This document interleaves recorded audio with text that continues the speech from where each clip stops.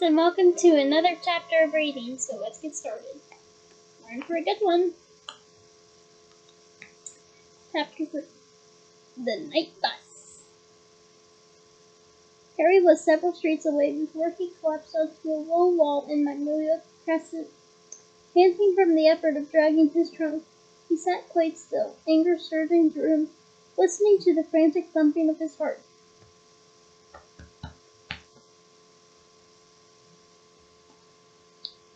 But after 10 minutes alone in the dark street, a new emotion overtook him. Panic. Whichever way he looked at it, he had never been in a worse fix. He was quite stranded, quite alone, in the dark Muggle world, with absolutely nowhere to go. And the worst of it was, he had just done serious magic, which meant that he was almost certainly expelled from Hogwarts. He had broken the decree for the restriction of underage wizardry so badly he was surprised the Ministry of Magic representatives weren't swooping down on him from where he sat. Harry shivered and looked up and down Magnolia Crescent. What was going to happen to him? Would he be arrested? Or would he simply be outlawed from the Wizarding world? He thought of Ron and Hermione and his heart sank even lower.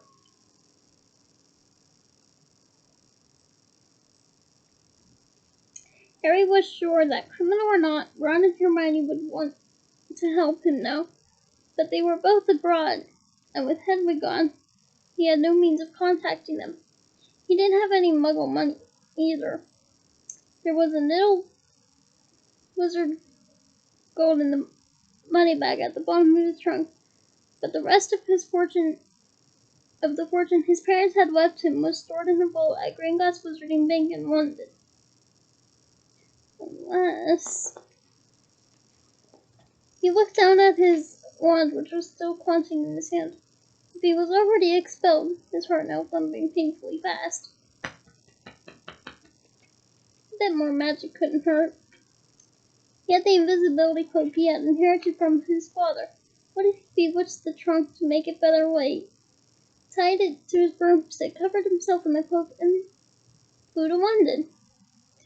Then he could get the rest of his money out of his vault and begin his life as an outcast. It was a horrible prospect, but he couldn't sit on this wall forever, where he'd find himself trying to explain to local police why he was out in the dead of the night with a trunk full of spellbooks and a broomstick. Harry opened his trunk again and pushed the contents aside, looking for the invisibility cloak. But before he had found it, he straightened up suddenly, looking around him once more. A funny prickling on the back of his neck made Harry feel he was being watched. But the street appeared to be deserted, and no light shone from any of the large square houses. He bent over his trunk again, but almost immediately stood up once more, his hand clutched his wand. He had sensed rather than heard it.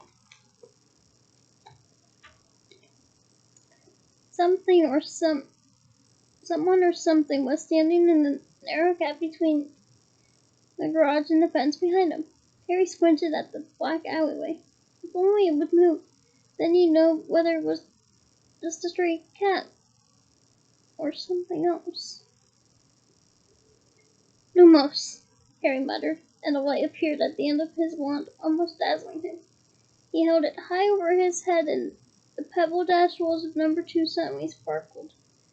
The garage door gleamed, and between them Harry saw quite distinctively the hulking outline of something very big with wide gleaming eyes. Harry stepped backward. His legs hit the trunk, and he tripped. His wand flew out of his hand as he put out an arm to break his fall. Then he landed hard in the gutter. There was a deafening bang, and Harry threw up his hands to shield his eyes against the sudden blinding light. With a yell, he rolled back onto the pavement just in time. A second later, a gigantic pair of wheels and headlights screeched to a halt, exactly where Harry had been lying. They belonged, as Harry saw when he raised his head, to a triple-decker, violently purple bus which had appeared in thin air. Gold lettering over the windshield spelled The night bus.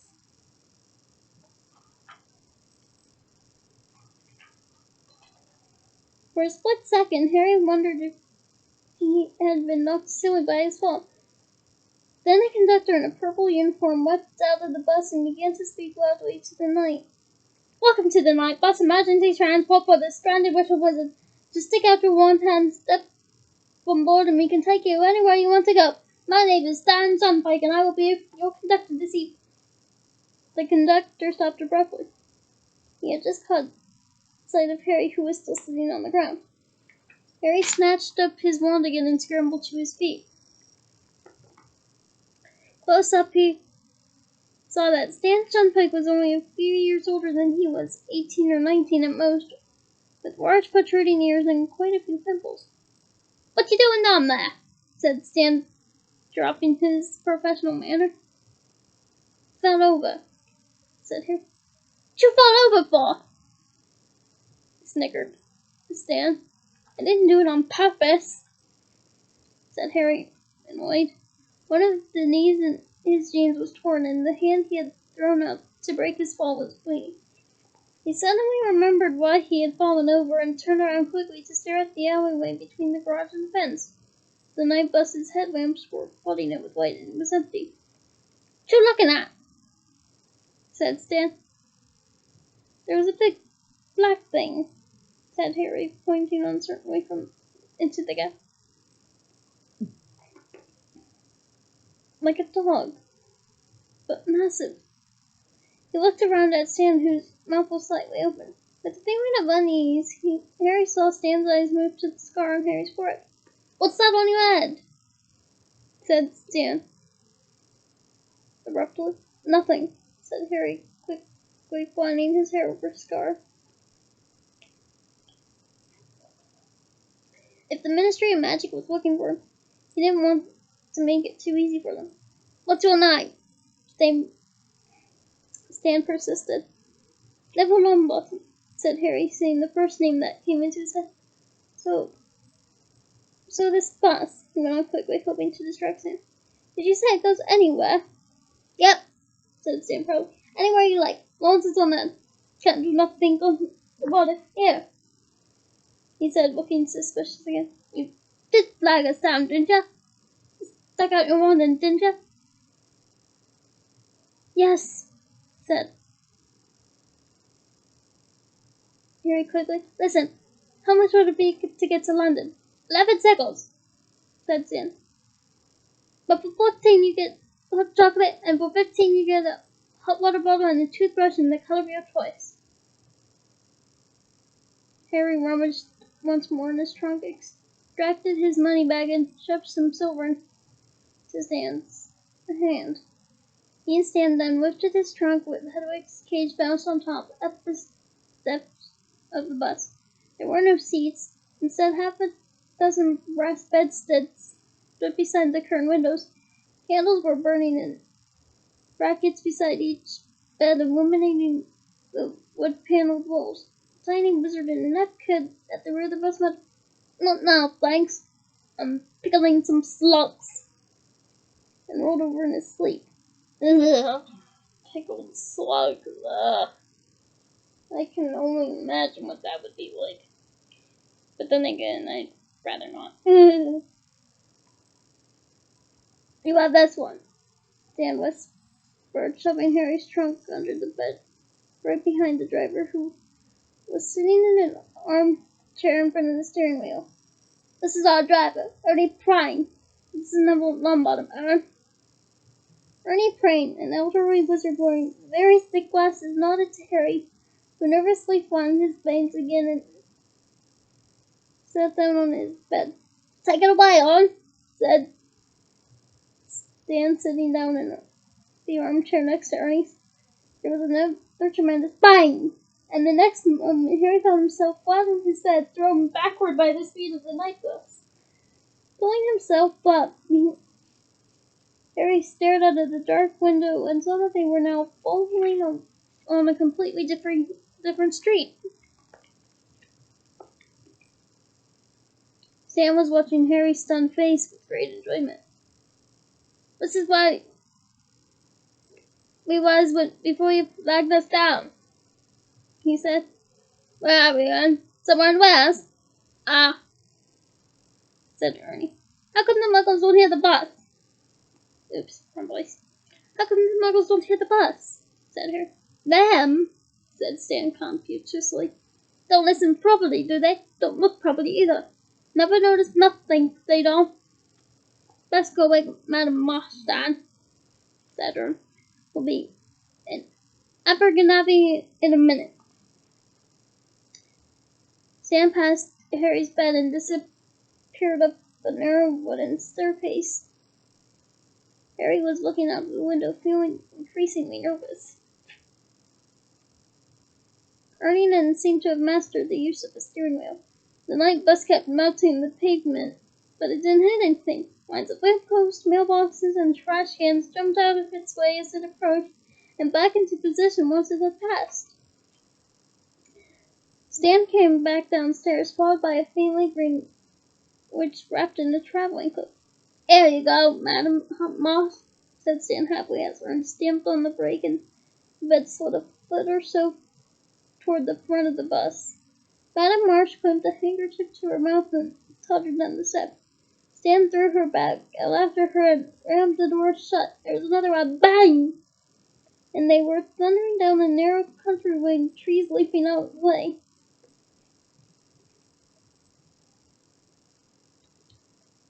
Harry wouldn't have been able to sleep even if he had been traveling on a bus that didn't keep banging wildly and jumping 100 miles at a time. His stomach churned as he fell back to wondering what was going to happen to him and whether the Dursleys had managed to get Aunt Marge off the ceiling yet. I'm sorry, I'm just imagining Aunt Marge on the ceiling with her inflated state. Stan had unfurled a copy of the Daily Prophet and was now reading with his tongue between his teeth.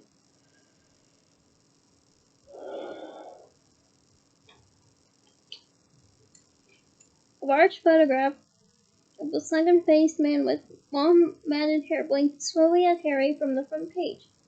He looked strangely familiar. That's Ben, Harry said, forgetting his troubles for a moment. He was on the Muggle News. Stan turned to the front page and chuckled. Sirius Black, he said, nodding. Of course he was on the Muggle News, Neville. Where have you been? He gave a superior sort of chuckle at the blank look on Harry's face, removed the front page and handed it to Harry. You ought to read the papers more, Neville.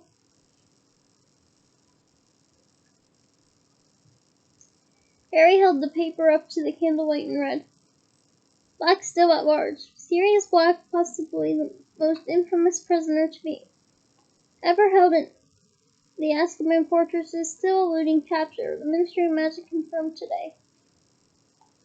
We are doing all we can to recapture Black, said the Minister of Magic, Cornelius Fudge, this morning.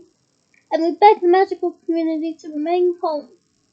Fudge has been criticized by some members of the International Federation of Warlocks for informing the Muggle Prime Minister of the crisis. Let's see. If memory serves, the Prime Minister during this time should be Margaret Thatcher, also known as the Iron Lady. Should we double check? Yeah, let's double check. Okay, Google.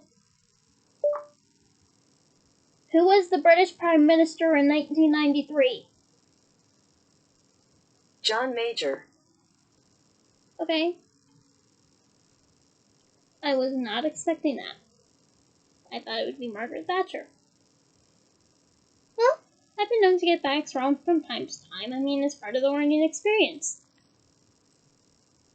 So, I guess you could say during this time that, John Major was the British Prime Minister. Okay, Google. Thank you. I'm here to help. And I'm grateful for it. Let's continue. Well, I really had to, don't you know? Said an irritable Fudge. Black is mad. He's a danger to anyone who crosses him, magic or muggle. I have the Prime Minister's assurance that he will not breathe a word of Black's true identity to anyone. And let's face it, who'd believe him if he did? While muggles have been told that Black is carrying a gun, a kind of metal wand that muggles use to kill each other.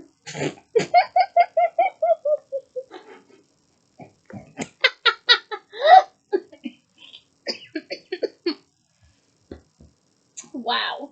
I'm sorry. I'm sorry. I don't want to hear the words metal wand to describe a gun. I forgot how funny that was.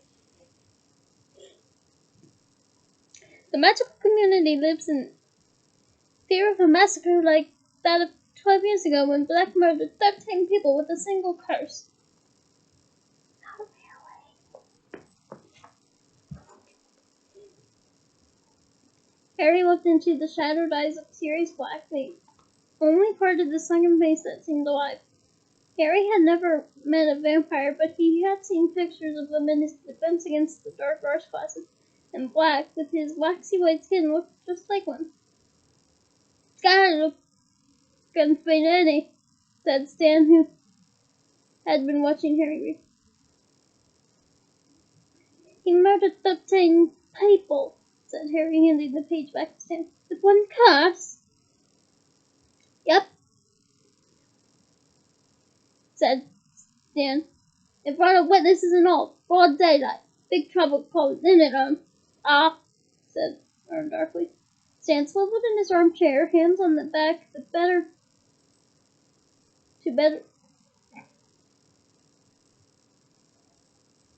better look at Harry. "Black was a big supporter of you-know-who," he said. "What? Well," said Harry without thinking. Even Stan's temples went white. Harry jerked the steering wheel so hard that a whole farmhouse. Wow. Whole farmhouse. Had to jump aside to avoid the bus. "Get out of your tray!" yelped Stan. "What you say his name for?" "Sorry," said Harry hastily. "Sorry. I forgot." "Forgot," said Stan weakly. "Blimey, my art's going that fast."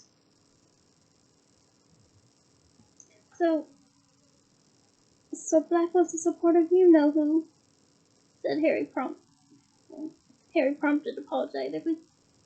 "Yeah," said Stan, still rubbing his face. "Yeah, that's right.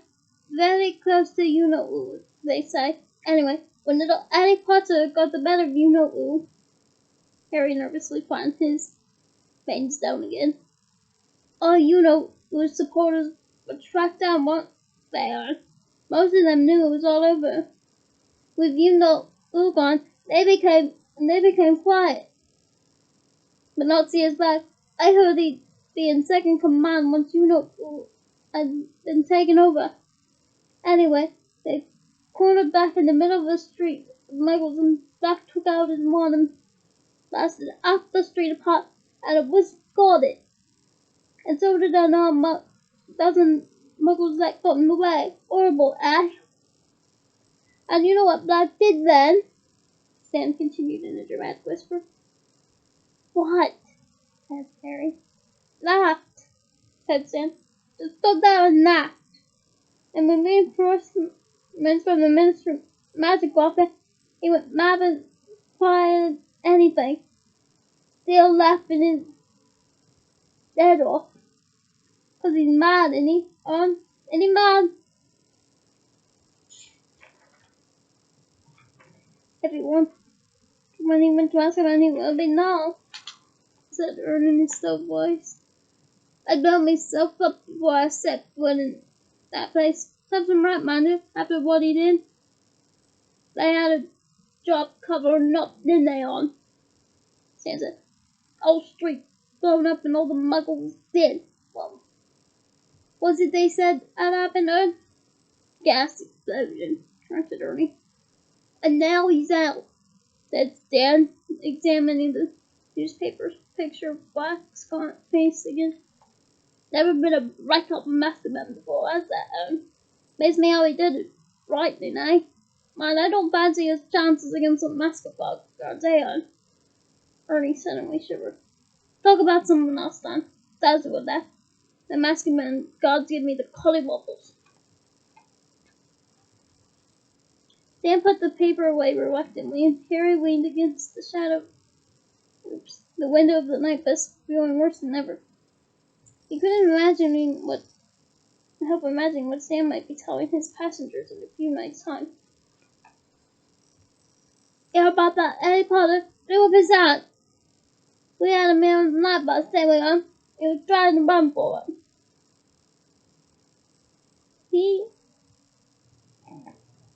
Harry, had broken Wizard Wall just like Sirius Black.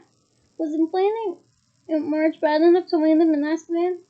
Harry didn't know anything about the wizard prison, though everyone he heard speak of it did so in the same fearful tone. Hagrid, the Hogwarts gamekeeper, had spent 2 months there only last year. Harry wouldn't soon forget the look of terror on Hagrid's face when he had been told where he was going, and Hagrid was one of the bravest people Harry knew. The night bus rolled through the darkness, scattering bushes and wastebaskets, telephone books, and trees, and Harry lay restless and miserable on his feather bed.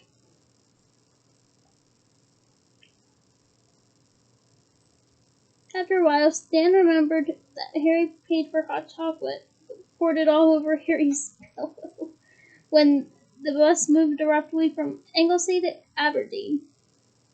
Aberdeen's in Scotland, by the way. One by one, wizards and witches in dressing gowns and slippers descended from the upper floors to read the bus. They all looked very pleased to go. Finally, Harry was the only passenger left. I keep him company. Right, that devil, said Stan, clapping his hands. Whereabouts in London? Diagon Alley, said Harry. Righto, said Stan. All tight then. Bang! They were thundering along Charing Cross Road. Harry sat up and watched buildings and benches, squeezing themselves out of the night bus's way. The sky was getting a little lighter. He would lie low for a couple of hours, go to Gringotts the moment it opened, then set off where he didn't know. Or slammed the brakes, and the night bus skittled to a halt in front of a small and shabby-looking pump, the Leaky Cauldron, behind which lay the magical entrance to Diagon Alley. Thanks, said Thanks. Harry sat down. He jumped on the steps and helped Sam lower his trunk and Hedwig's cage onto the pavement. Well, said Harry. Bye then. But Stan wasn't paying attention. Still standing in the doorway of the bus, he was goggling at the shadowy entrance to the Leaky Cauldron.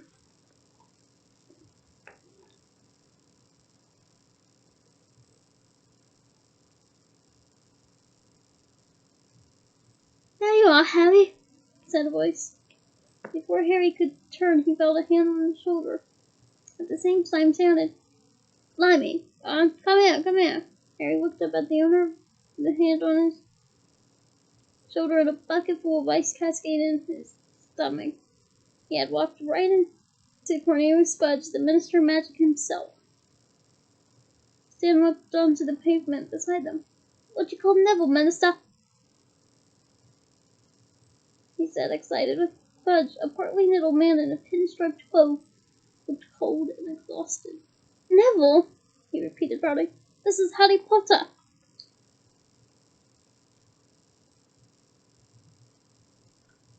Neville! Oops. I knew it! Stan shouted gleefully. Guess whose nipple is that? It's Harry Potter. I can see a scar. Yes, said Fudge testily. Well, I'm very glad the night bus picked Harry up, but he and I need to step inside the Leaky Cauldron now.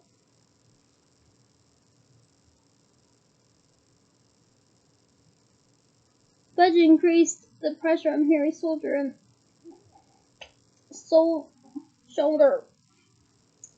I don't know why I said soldier. And Harry found himself being steered inside the pub. A stooping figure bearing a lantern appeared through the door behind the bar. It was Tom, the wise and toothless landlord. "You've got a minister," said Tom. "Will you be wanting anything? Beer? Brandy?" "Perhaps a pot of tea," said Fudge, who still hadn't let go of Harry.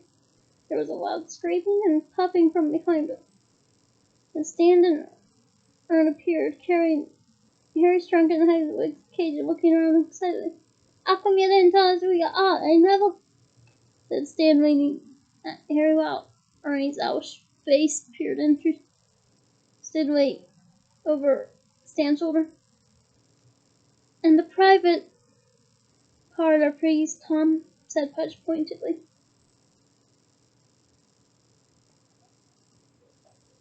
"Bye," said Harry miserably to Stan and Ernest. Tom beckoned Fudge toward the package that went from the bar.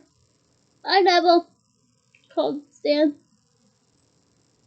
Fudge marched Harry along the narrow passage after Tom's lantern, then into a small parlor. Tom clicked his fingers, a fire burst to life in the grate, and he bowed himself out of the room. "Sit down, Harry," said Fudge, indicating a chair by the fire. Harry sat down, feeling goosebumps rising up in his arms despite the glow of fire.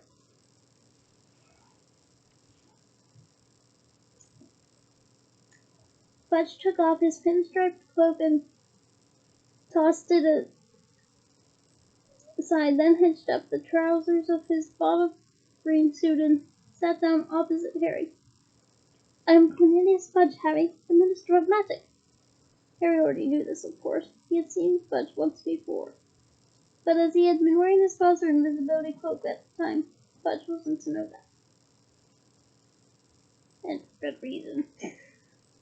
Tom the innkeeper reappeared wearing an apron over his nightshirt and bearing a tray of tea and crumpets. He placed the tray on the table between Fudge and Harry and left the parlor, closing the door behind him. "Well, Harry," said Fudge, pouring out tea, "you've had us all in the right spot, I don't mind telling you. Running away from you at Uncle's house like that, I started to think, but you're safe, and that's what matters." Fudge buttered himself a crumpet and pushed the plate toward Harry. "Eat, Harry. You look dead on your feet. Now then, you'll be pleased to hear that we have dealt with the unfortunate blowing up of Miss Marjorie Dursley. 2 members of the Accidental Magical Reversal Squad were dispatched to Pivot Drive a few hours ago. Miss Dursley has been punctured and her memory has been modified. She has no recollection of the incident at all. So that's that and no harm done." Fudge smiled at Harry over the rim of his teacup like an uncle surveying a favorite nephew. Harry, who couldn't believe any of his ears, opened his mouth to speak, couldn't think of anything to say, and closed it again.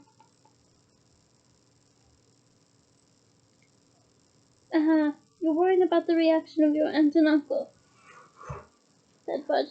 "But I won't deny that they are extremely angry, Harry.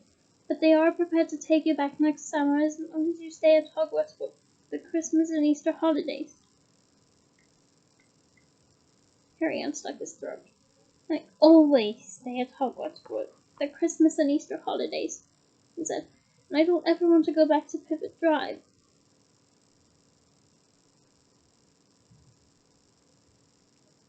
"No, now, I'm sure you'll feel differently once you calm down," said Fudge in a worried tone. "They are your family, after all. And I'm sure you're all fond of each other. very deep down. Oh, Fudge, if only you knew what Harry has been through so far. Ugh. I hate it when people think they are fine with where they're living when clearly they are not. Especially if it's in a situation like Harry's. It's just, I don't know, wrong, I guess, for lack of a better term.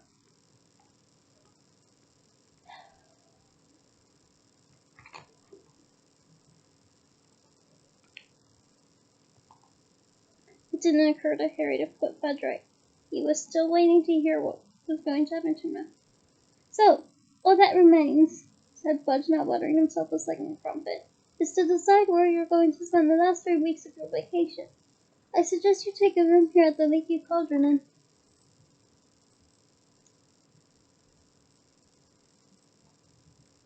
Hang on, blurted Harry. What about my punishment? Fudge blinked. Punishment? I broke the law, Harry said. The decree for the restriction of underage wizardry.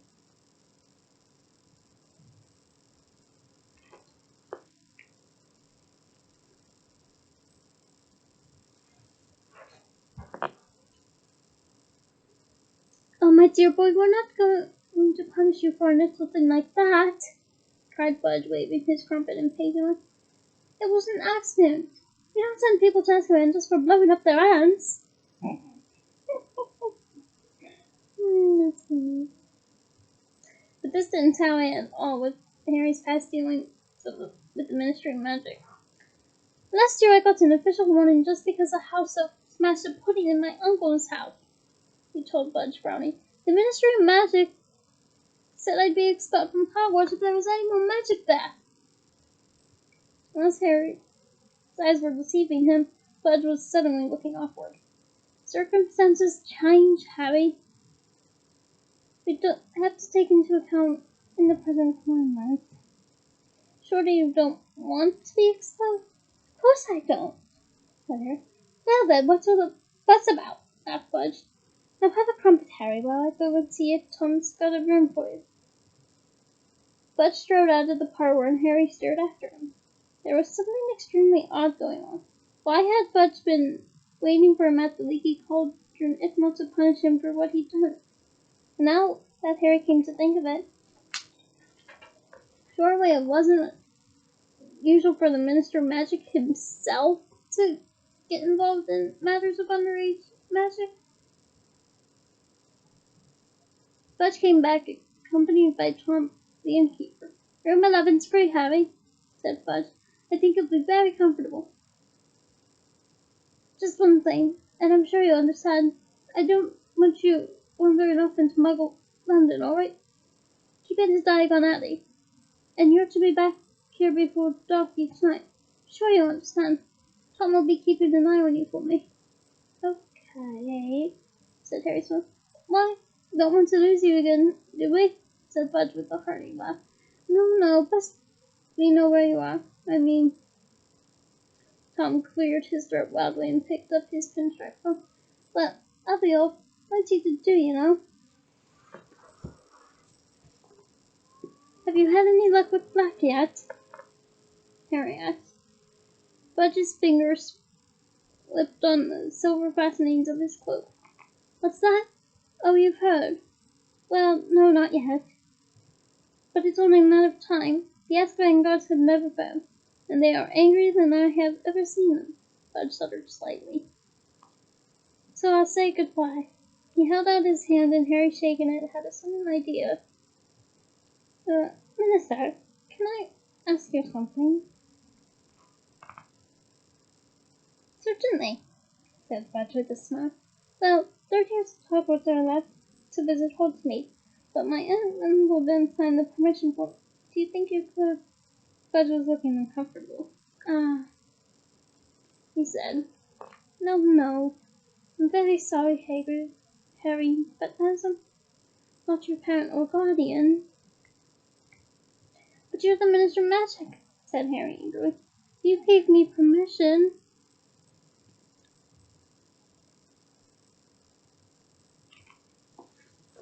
No, I'm sorry, Harry, but rules are rules, said Budge flatly. Perhaps you'll be able to visit Hogsmeade next year.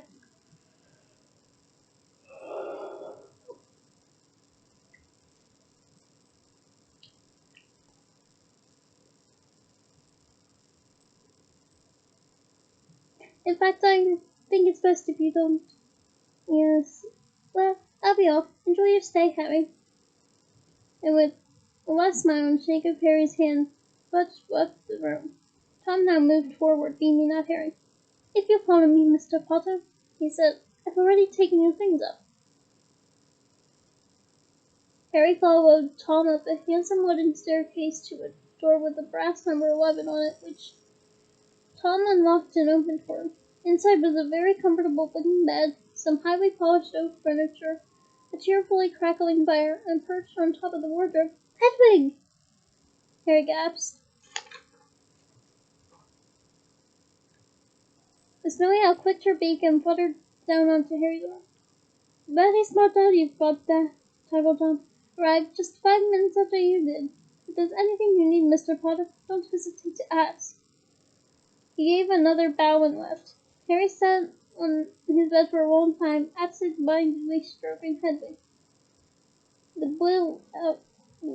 The sky outside the window was changing rapidly from deep velvety blue to cold steely gray, and then to pink shot with gold. Harry could hardly believe he left Pivot Drive only a few hours ago, that he wasn't expelled, and that he was now facing 3 completely Dursley-free weeks. It's been a very weird night, Hedwig, he yawned. Yeah, no kidding. And without even removing his glasses, he slumped back into his pillows and fell asleep. And that is the end of this chapter. Join me next week for Chapter 4, The Leaky Cauldron. Bye!